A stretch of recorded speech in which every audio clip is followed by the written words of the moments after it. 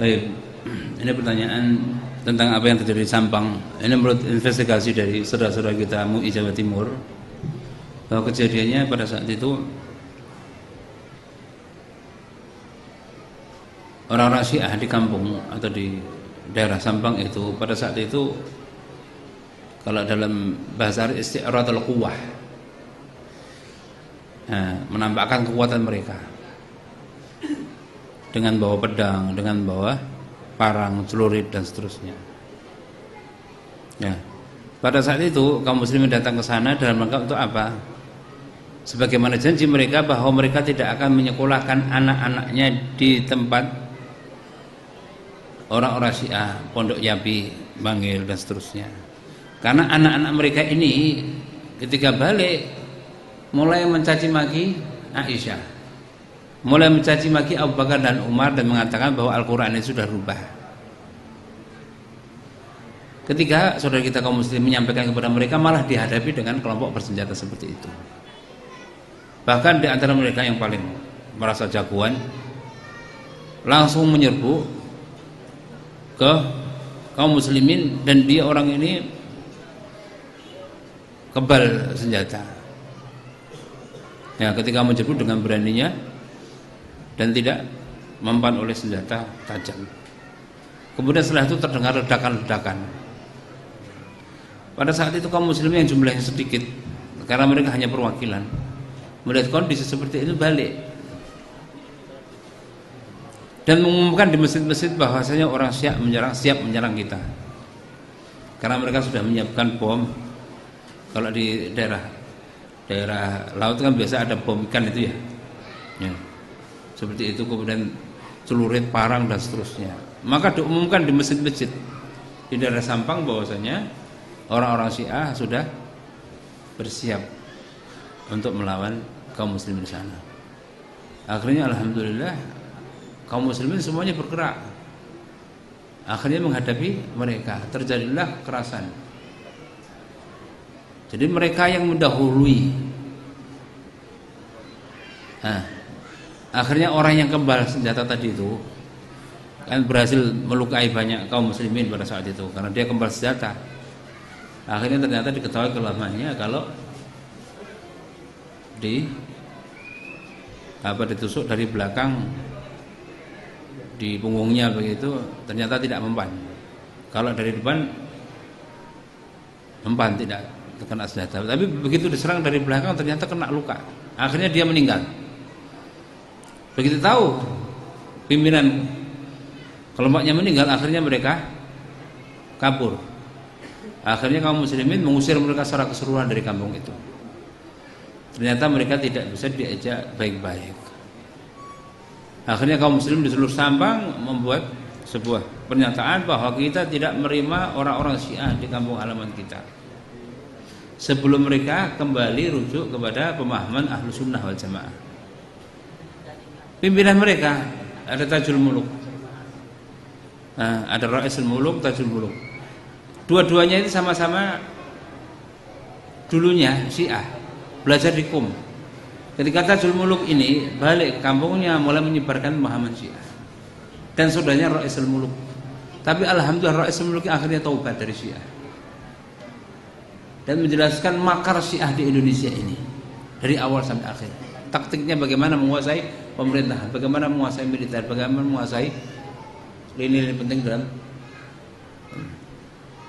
Akhirnya Tajul Muluk diperkarakan karena apa?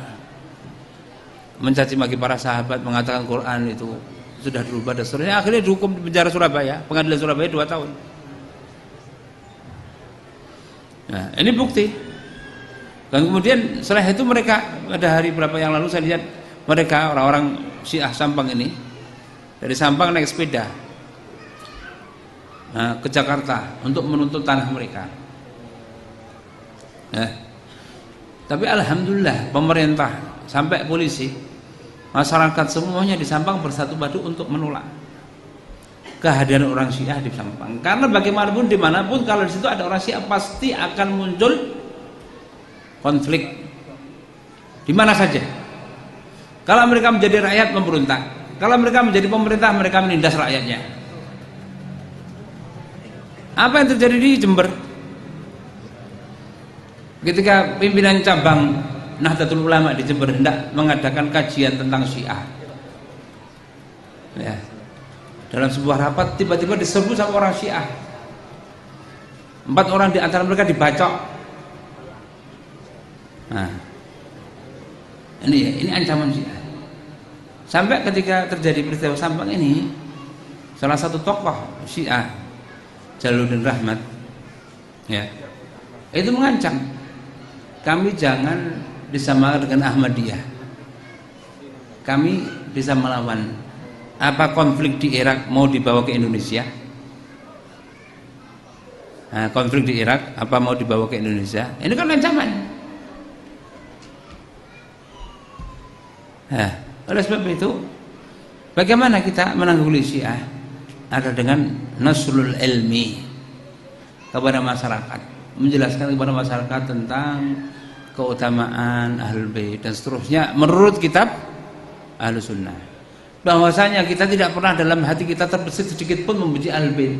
Kita setiap hari, sebagaimana pernah saya sampaikan, setiap hari kita ini mengucapkan salawat kepada Nabi dan juga kepada Ahlul Bait. Allahumma sholli ala Muhammad wa ala alihi. Dalam sholat kita berapa kali? 5 kali minimal. Kalau kalikan 2, 10 kali, belum sholat-sholat yang lainnya. Kita tidak menyebut Nabi SAW kecuali kita mengucapkan salawat kepada beliau dan kepada siapa? Keluarganya. Dari mana mereka mengatakan bahwa kita membenci Ahlul Bait, bahwa kita memusuhi Ahlul Bait, bahwa Ahlus Sunnah itu musuh Ahlul Bait, bahwa mereka mendolimi Ahlul Bait dan seterusnya? Ini tidak ada semuanya kecuali dalam kitab-kitab mereka. Atau ada dalam kitab Ahlus Sunnah tapi hadisnya atau asarannya maudhu, atau cerita berita tanpa sanad.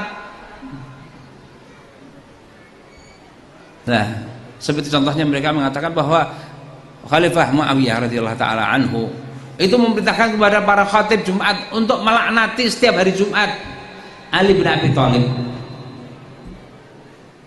Dari mana mereka mendapatkan kabar ini? Kecuali dari apa?